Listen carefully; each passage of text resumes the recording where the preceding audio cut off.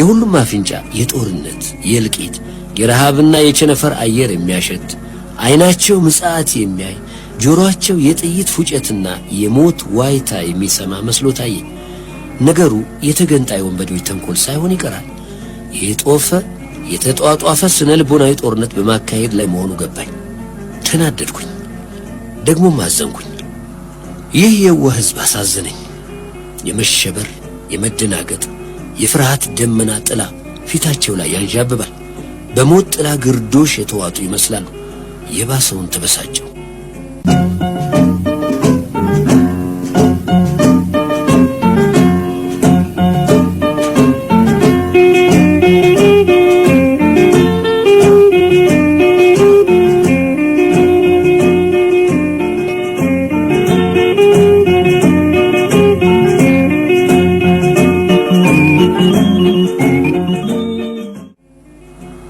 የካሜራችን አይን ሸመታው ላይ አተኩሯል። ሸማችና ነጋዴ አይከራከሩም። ነጋዴው ባለው ዋጋ ይሸጣል፣ ሸማቹም በተባለው ዋጋ ይገዛል። የእህል ዘር፣ የጥሬ ዘር በየአይነቱ፣ ከሰል፣ የማገዶ፣ የእንጨት፣ ዘይት፣ ላምባ በገፍ ይሸጣል፣ በገፍ ይገዛል፣ በገፍ ይጫናል። ሁሉም ይሮጣል፣ ይጣደፋል። መጪው ክፉ ቀን ሳይቀድመው ለመቅደም ያለ የሌለ ጥሪቱን አፍሶ ባከማቸው እህል ነፍስና ስጋውን ይዞ ለማቆየት ባለፈው ጊዜ የተበለጥነው ይበቃል የሚል ይመስላል። አይኑን ሳያሽ ገንዘቡን ሆጭ አድርጎ በልክ እንደዚያ ሲገበያይ አይፈረድበትም። ጦርና እልቂት ሊመጣብህ ነው ሲሉት ህዝቡ ምን ያድርግ?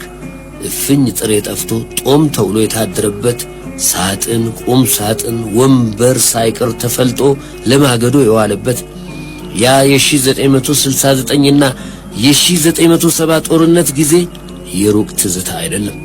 ግን ጦርነት ቢመጣስ አሁን ማን ይሙት? ማን ሞት? ማን ሊቀር? የሰው ነገር ይገርማል። መቼም እኔ ሞታለሁ የሚል የለም። ሁል ጊዜ የሚሞተው ሌላው ሰው ነው።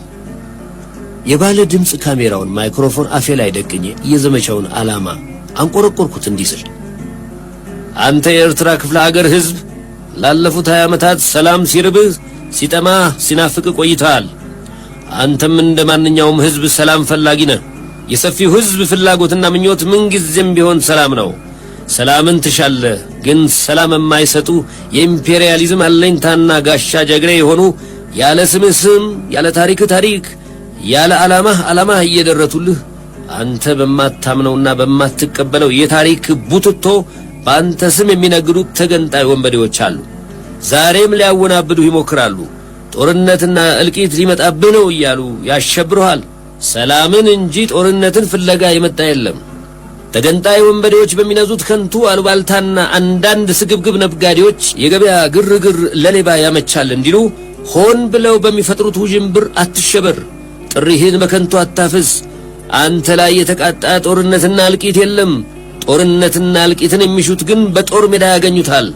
የምትናፍቀው ሰላም ከእንግዲህ ሩቅ አይደለም፣ ተቃርቧል። እንዳንተው ሰላምን የሚሹ ሰላምን የሚናፍቁ ሐቀኛ የሰፊው ሕዝብ ወገኖች ዛሬ በመካከልህ ይገኛሉ። ተልኳቸው ሰላም ነው። ሰላም የኤርትራ ሕዝብ፣ ሰላም፣ የሰላም ዘንባባ። 40 ደቂቃ የሚፈጅ ባለ ድምፅ ፕሮግራም ነበር የሰራሁት።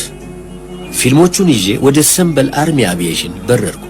ጧት እንደደረስኩ ለሥራ በተሰጠችኝ ቀይ ላዳ መኪናዋ አዲስ ስለሆነች መንገዱን ፉት አለችው። ስትበር መንገዱን እያፈሰች የምትውጥ ትመስል ነበር።